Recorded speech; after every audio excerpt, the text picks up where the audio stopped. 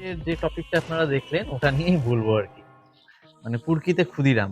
মানে আমাদের স্কুলে স্মার্ট ক্লাস নেওয়ার সময় বাচ্চাদেরকে কিছু শিক্ষামূলক ভিডিও দেখানো হয় তো। তো সেক্ষেত্রে আমরা যারা দেশের জন্য জীবন উৎসর্গ করেছে তাদেরকে দেখাচ্ছিলাম তাদের সম্পর্কে। তখন ক্ষুদিরাম বসু সম্পর্কে আমরা একটা ছোট্ট ভিডিও দেখাতে গিয়ে এই ভাবনাটা মাথায় এলো যে আমরা বাঙালিরা বলি যে পুরকিতে ক্ষুদিরাম।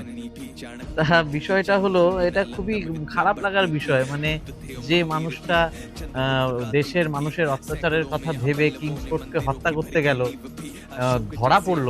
পেরেছে কি পারেনি সেটা পরের কথা। ম্যাজিস্ট্রেটের সামনে আদালতের ভেতরে যারা তার সতীর্থ ছিল তাদেরকে চিহ্নিত করল না। একা নিজে ফাঁসি বরণ করে নিল দেশের জন্য। সেই মানুষটাকে আমরা বলি যে সে নাকি পুরকিতে ক্ষুদিরাম হয়ে যায়। কি আশ্চর্যের বিষয় না?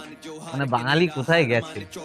মানে এটাই আরকি যে নেতাজি সুভাষচন্দ্র বসু এমনকি মা মানে সেই সময় তো আরকি উম যারা দেশের জন্য জীবন দিয়েছেন না? সেই সময় ইংরেজরা তাদের ছবি ব্যান করে রাখতো যাতে এই সমস্ত মনোভাব অন্যদের মনেও না ঢোকে।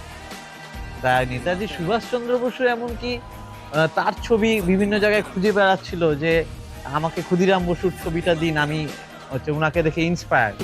এমন সময় সেই বয়স্ক লোকটি তার ঝোলা থেকে ক্ষুদিরাম বসুর চিত্র বার করে সুভাষকে দেয়। সুভাষ সেই চিত্র পেয়ে বলে, আপনাকে অনেক ধন্যবাদ।